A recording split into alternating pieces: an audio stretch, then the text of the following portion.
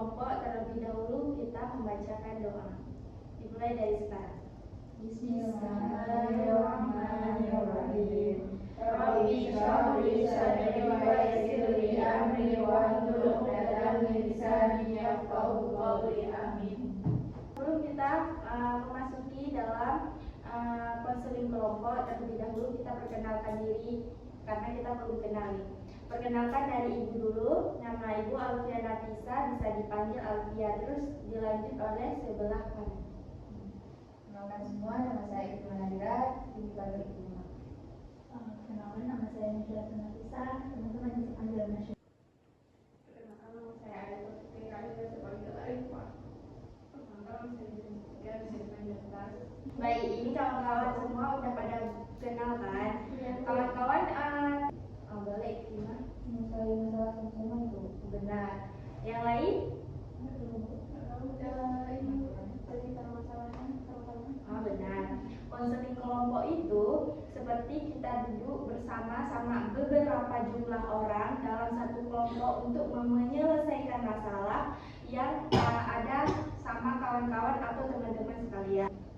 Tujuan konseling kelompok membantu anak-anak ibu melakukan perubahan perilaku pikiran dan meningkatkan kemampuan mengatasi masalah dengan solusi yang bermakna dan memanfaatkan kekuatan serta situasi kelompok. Nah, anak-anak ibu di sini ada azas terbuka. Nah, anak-anak ibu semua di sini, anak-anak ibu bisa membagikan masalah atau apa yang dipendam oleh anak-anak ibu bisa diluapkan di sini. Nah, di sini juga ada azas kerahasiaan. Anak-anak ibu di sini kalau sudah menceritakan masalah apapun yang anak-anak ibu ceritakan, kawan-kawan boleh kalau ada masalah yang pribadi atau yang tidak bisa didengar oleh orang lain, itu jangan dibilang di luar, ataupun yang sudah dibicarakan di sini jangan disebar luaskan. Anak-anak ibu di sini dirahasiakan yang sudah dibicarakan di sini ya. Anak-anak ibu tahu nggak kenapa anak-anak ibu dipanggil ke sini? Tahu.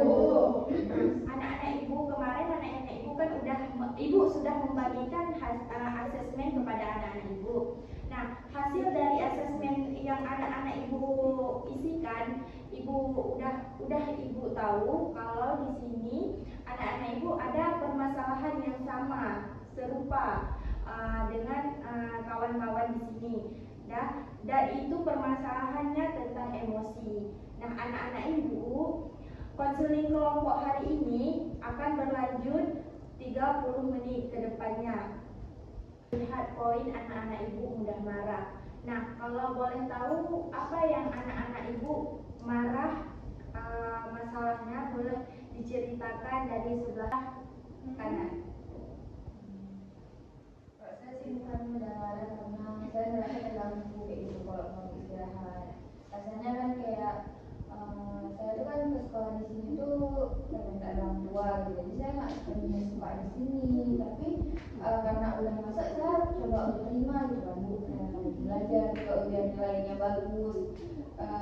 Jadi waktu saya pulang sekolah tuh kan capek bu, tapi tiba-tiba di rumah orang lagi istirahat bu, nggak ada orang istirahat kayak gitu. Jadinya saya kalau lagi istirahat tuh kok ada yang ribut, saya tuh udah kayak sebel, langsung aja marahin yang marah yang ribut itu. Oh, berarti Ikrimah capek pulang sekolah tuh Ikrimah nggak ingin di sana kan? Terus di dalam rumah waktu Ikrimah mau istirahat itu ribut ya. Oh, kalau Nasirah, Kalau saya biasanya sering hal itu karena kalau saya di belajar tuh sering digangguin kakak bu. Biasanya kan kalau di sekolah tuh kan dikasih PR bu. Nah waktu saya kerjain PR tuh biasanya kakak tuh suka usir kayak tuh gangguin. Jadi saya kayak marah kayak tuh. oh Nasirah berarti mudah marahnya waktu buat PR, kakaknya selalu gangguin Nasirah gitu. Kalau Arifah, Saya bukan mudah marahnya karena saya udah kerjain semua kayak gitu. Tapi mama saya nggak pernah semua disalah kayak gitu. Padahal dan gue udah buat kayak gitu semua kerjaan kayak gitu. Kadang juga kayak misalnya ada tuh perlu bantuan apa kayak gitu kan.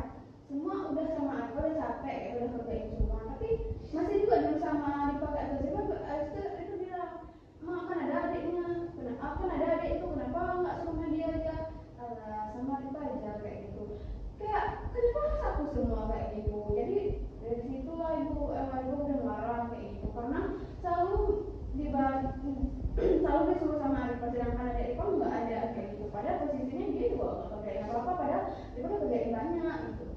Oh, berarti posisinya Arifah, selalu berbuat, selalu membuat lebih baik di rumah, tetapi mamanya tidak melihat dan adiknya tidur. Terus mama Arifah tidak menyuruh kepada adiknya Arifah, tapi sama Arifah selalu menyuruh. Nah, kalau Pras, Saya kan dulu kan pulang sekolah tuh sore ya, terus pergi ngaji lagi malam. Itu kalau mau tidur tuh setelah bentar sebelum pergi ngaji tuh selalu ribut orang rumah, jadi marah-marah. Gitu. oh kalau Pras berarti capek ya pulang ngaji, terus mau tidur tapi terganggu karena berisik ya. Berarti hampir sama ya dengan Ikrimah permasalahannya. Nah, anak-anak ibu di sini kan sudah menceritakan nih masalah masing-masing. Nah, yang paling cocok nih, yang paling anak-anak ibu pengen tahu nih masalah siapa dulu yang kita bahas nih? Arifah. Apakah boleh Arifah? Kalau boleh ibu tahu lebih lanjut masalah Arifah, boleh diceritakan? Sebenarnya tuh kayak ngebandingin sih, kayak kalau anak cowok tuh nggak disuruh apa-apa, sedangkan anak cewek itu semua disuruh, kayak membedakan kayak gitu antara anak cewek dengan anak cowok kayak gitu. Emang salah kayak gitu. Kalau dia juga disuruh kayak gitu, kenapa harus Arifah semua kayak gitu? Kan Arifah juga capek, Arifah kan juga marah kayak gitu, kenapa harus Arifah semua? Sedangkan dia nggak ada, posisinya dia nggak ngapa-ngapain kayak gitu, kenapa harus aku semua kayak gitu?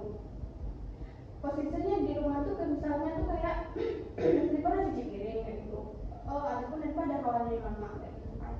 Nah dia posisinya adiknya nggak ada ngapa-ngapain, sorenya tuh kan seharusnya cuci piring kayak gitu kan, disuruh cuci piring sama Arifah kayak gitu. Setelah hari ini Arifah cuci piring, besoknya juga Arifah kayak gitu, Arifah lagi kayak gitu. Kenapa nggak disuruh sama adik kayak gitu? Arifah tanya, kenapa nggak disuruh sama dia? Itu dia pergi kayak gitu, nggak ada dia suruh apa kayak gitu. Dia pulang cuma makan, cuma minta duit, nggak ada kerjain apa kayak gitu. Malah kalau misalnya dia nggak pulang, kalau misalnya pulang terus minta duit semua dikasih kayak gitu. Kalau misalnya pulang minta makannya nggak sesuai sama keinginan dia, dikasih duit mobil lain kayak gitu, dipeduliin kayak gitu. Sedangkan semua tuh nggak ada disuruh. Kayak baju juga Arifah cuci sendiri, dia dicuciin sampai sekarang kayak gitu. Berarti Arifah di rumah itu dipojokkan sama orang tua ya, dikarenakan adiknya lebih dipeduli daripada Arifah. Iya Bu. Nah, kalau menurut Arifah tuh mama Arifah ada suruh nggak adiknya? Nggak ada Bu. Nggak ada. Terus Arifah merasa sedih kan? Tadi Marah Bu. Oh marah. Arifah tadi marah karena mamanya tidak menyuruh adiknya, selalu menyuruh Arifah. Nah, kalau Arifah tidak mau mengerjakan pekerjaan rumah itu, Arifah kena marah sama orang tuanya. Enggak sih Bu, cuman kayak mamanya ngerjain sendiri, jadi Arifah kasihan kayak gitu, kayak mama juga yang buat kalau misalnya Arifah nggak mau. Tapi Arifah juga kasihan, tapi Arifah juga capek. Oh gitu. Berarti adiknya nggak ada inisiatif untuk Nggak ada, mengerjakan disuruh pun nggak mau kayak gitu. Oh gitu. Teman-teman ada yang ingin bertanya tentang permasalahan Arifah? Ikrimah dulu, nanti baru Nazir. Jadi Arifah tadi bilang kan semua pekerjaan tuh Arifah yang bantuin mamanya kan, tadinya nggak pernah bantuin. Ada nggak sih pekerjaan yang memang di rumah tuh dia nggak bantu tapi dia ngerjain pekerjaan lain? Nggak ada ini mah. Misalnya kayak bantuin berkaya, Nggak ada. Jadi dia memang pure cuma sekolah, kasih pulang, makan kerja. Makanya Arifah emangnya coba ngomong gitu sama dia. Sama siapa? Sama adik. Sama siapa itu? Alifah ada coba ngomong nggak sama adiknya bahwasanya pekerjaan itu memang mama nggak pernah suruh juga sama Alifah, tapi Alifah inisiatif untuk bantu gitu, dia nggak ada kasih sayang gitu ke mamanya. Enggak. Mama juga suruh, Rifah dia nggak suruh. Tapi aku ajak ngomong adik dia juga nggak peduli dia. Gimana respon? Apa aja disuruh aja kamu. Kan kita biasa tuh ada ngomong sama saudara kayak kenapa sih om bantuin, kan mama capek, kan aku juga capek, kamu sekali-sekali kerjain gitu. Aku Aku peduli gimana dia. dia? Diam aja. Dia nggak peduli. Nggak. Jadi dia diam aja nggak respon ucapan Alifah. Dia pergi dia. Kalau Nasirah, Kalau saya ingin tanyakan tadi Alifah udah coba ngomong kan ke orang tua, tanya kenapa, respon orang tua gimana? dia bilang kayak gini, Dia nggak mau, udah capek ngomong, nggak mau lagi ngomong sama dia. Dia pun kalau dibilang pun kayak gitu tetap. Jadi kayak mama tuh nggak ada suruh, memang udah ngomong kayak gitu, udah kayak bilang cuman dia pun alah aku lagi kita bilang sama dia orang kayak gitu pun udah capek kita ngomong. Padahal dia nggak ngomong pun. Terus tuh Rifah udah bilang kayak sama mama, kamu coba disuruh kayak gitu tetap nggak mau walaupun disuruh. Jadi kayak gitu. kalau yang lain ada yang bertanya? Tadi kan mama Alifah kan udah tanya-tanya sama ayah Alifah, kan tetap nggak mau. Nah kalau ayah Alifah udah tanya, kadang ada disuruh kayak sama aja, karena ayah jarang minum kayak nggak ada. Paling dibilang paling apa saya pulang Alifah bilang kayak adik tuh nggak mau keluar sama Alifah kayak gitu, dia nggak mau diet. Nanti ayah ada tegas soal ini. Enggak, tegas soal keras. Oh, tapi enggak sih, karena kan tegas gimana? Tegasnya itu kayak gertak dikit adik Alifah. Enggak ada. Dibiarin nanti. Karena mungkin dia masih SMA juga dia. Alifah kan kakaknya. Biasanya kita kan sebagai kakak tuh agak keras gitu sama adiknya, kita mendominasi gitu. Alifah nggak coba kerasin dia kayak gitu. Udah dikerasin kayak mana pun, masalahnya dia udah gede, dia gedenya segede aku, dan gede dia lagi, dia aku kan kelas 3 SMA SMP, adik aku kelas 2 Beda setahun. beda setahun cuman jadinya sama aja, dia nggak disuruh, aku disuruh kayak gitu. Apa kita letak, dia letak, aku yang ditonjoknya. Oh gitu. Kalau menurut Arifah, perasaan Arifah kalau dibikin kayak gitu sama adik gimana? Kesal, marah kan tadi? Marah, Bu. Tapi yang Arifah lakukan itu juga Arifah jalanin pekerjaannya. Tapi Arifah ada maksudnya kesel lagi nih, aku mau ngomong sama adik. Ada ngomong kayak gitu nggak sama Ada adik? Bu, misalnya tuh kan aku udah capek dari suruh sama dia nggak ada aku mau gitu. Nanti pun kalau udah disuruh sama mama tuh misalnya tuh udah dapat dipikirin kan, jadinya tuh nanti pas hari selanjutnya tuh baru nggak mau lagi nih jatahnya udah adik kayak gini posisinya. Kalau udah beberapa hari ada kayak gitu kan, nanti baru dia pas disuruh mama kayak itu ditunda sampai maghrib kayak gitu. Baru abisnya nanti pas sudah maghrib itu posisinya kan udah maghrib udah gelap.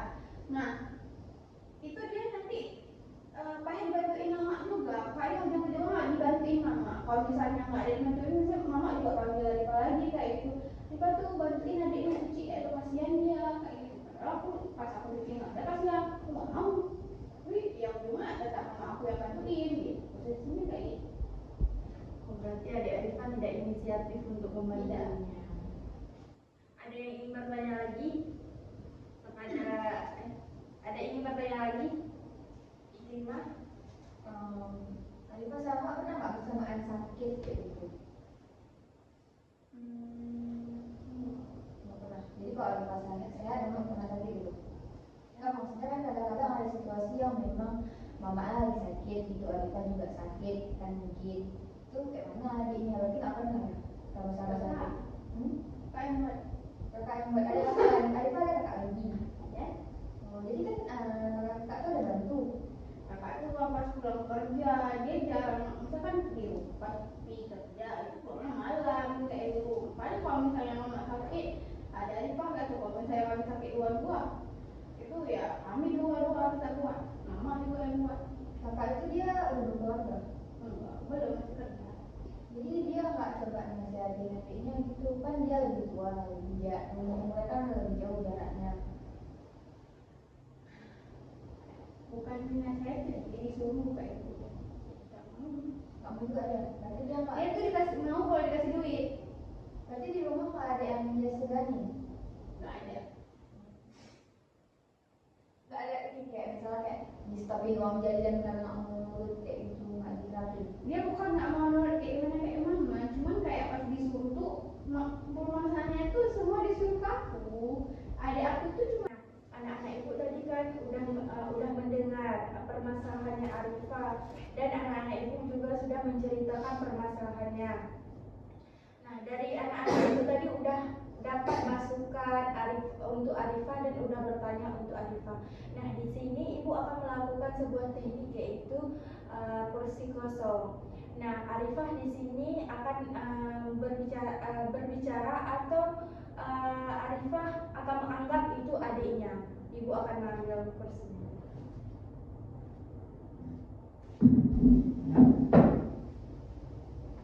Nah, Arifah bisa menghadap ke sini. Arifah boleh pindah posisinya ke sini. Nah, Arifah di sini bisa menganggap itu adiknya Arifah, dan Arifah bisa berbicara apa saja, dan yang Arifah pendam udah lama tapi adik Arifah tidak mau mendengarkan. Boleh.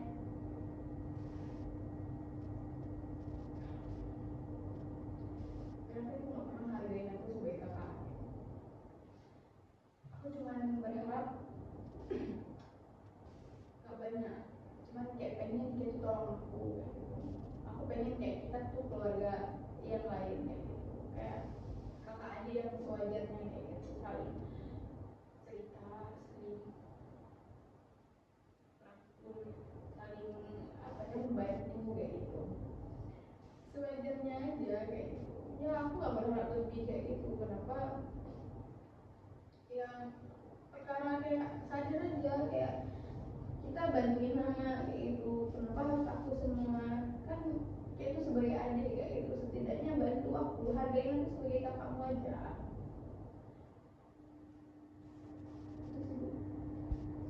Bagaimana perasaan Arifah sudah meluapkan emosinya untuk adiknya?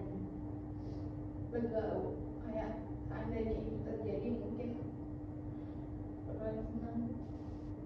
Arifah boleh berpindah ke kursi. Nah, Arifah kan udah duduk di tempat adik Arifah. Nah, apa yang Arifah pengen dengar dari perkataan adik Arifah? Untuk Arifah. Maaf ya kak, namanya menjadi adik yang jahat gitu.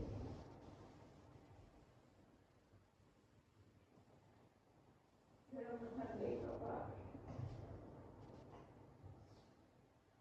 Berharap bisa jadi adik yang baik buat kakak.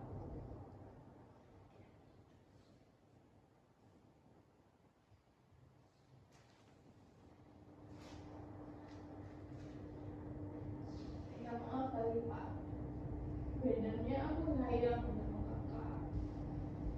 Ya mungkin aku agak malas sih. Ya aku sayang sama kakak dan aku akan bantu kakak ke depannya. Arifah tadi udah mendengarkan yang Arifah pengen dengar dari adik Arifah. Nah, bagaimana perasaan Arifah setelah mendengar itu? Jadi senang sih, seandainya itu betulan terjadi.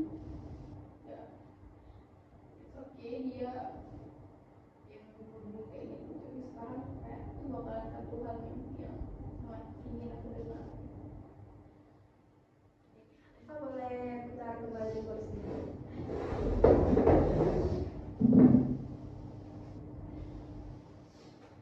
Nah, anak-anak ibu tadi kan udah Arifah berbicara dengan kursi kosong atau kursi kosong itu bertepatan dengan adik Arifah. Nah, bagaimana kalau anak-anak ibu di posisinya Arifah? Boleh dikasih pendapatnya? Jadi aku juga anak pertama dan punya adik. Jadi kalau yang Arifah perankan di kursi kosong, yang Arifah praktekkan di kursi kosong tuh kayak menyentuh kayak gitu Bu. Kadang ada sedikit relate gitu kan. Kalau aku di posisi dia, mungkin aku ya juga bakal sedih nanya itu. Tapi Arifah keren sih, dia walaupun adiknya nggak mau bantu itu, tapi dia masih mau bantu mamanya. Dia nggak ikutan berdoa amat, kan sebagian orang juga kok udah capek gitu kan. Jadi kayak yaudahlah, dia nggak bantu, dia nggak peduli sama aku, kenapa aku harus peduli sama mama? Tapi karena Arifah masih peduli sama mamanya, masih membantu selalu. Itu sih kalau Kalau yang lain? Nggak ada. Nah, berhubung waktu kita udah mencukupi 30 menit, baik di sini ibu akan membagikan lembar kerja. Nah, anak-anak ibu semua di sini bisa mengisi, dan di sini tidak akan mempengaruhi nilai akademik anak-anak ibu ya. Ibu akan bagi.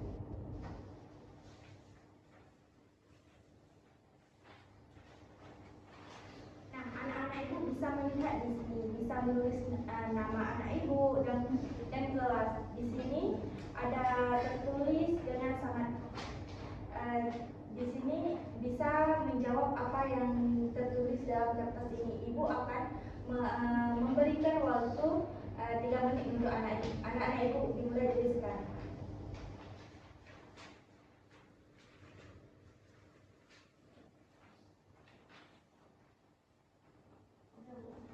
Sudah selesai?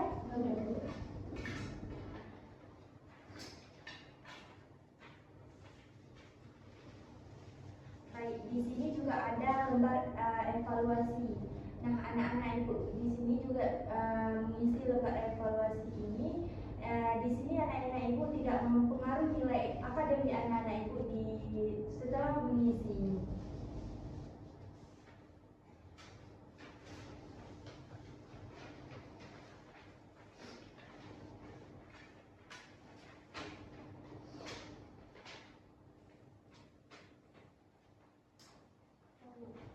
Siap?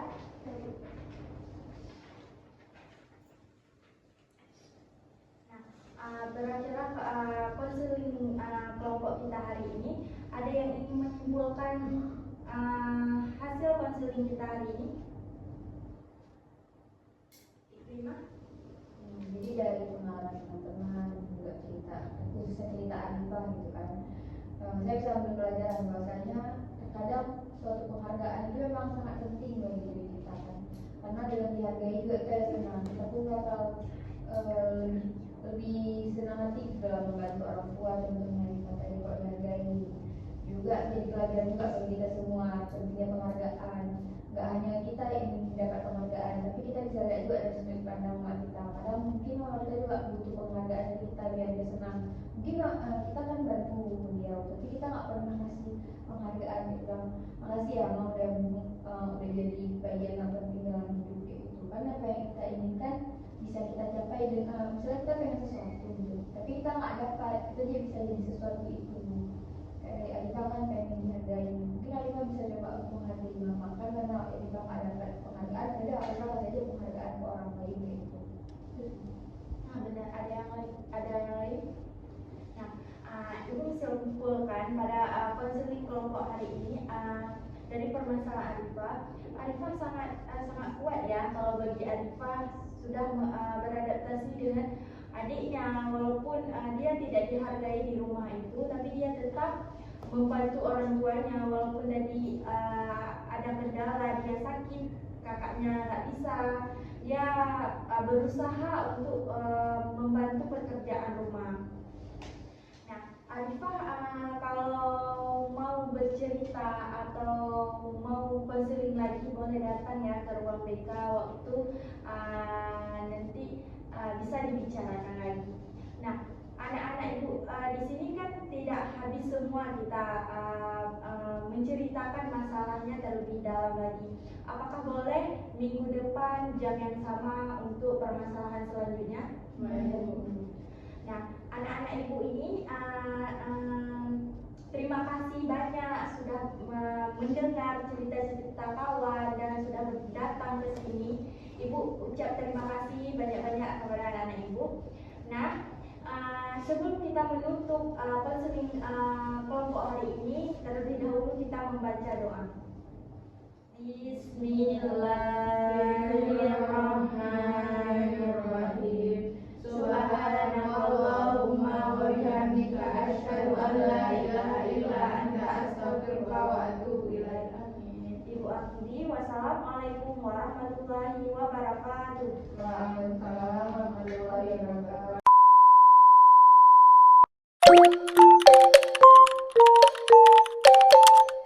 Thank you.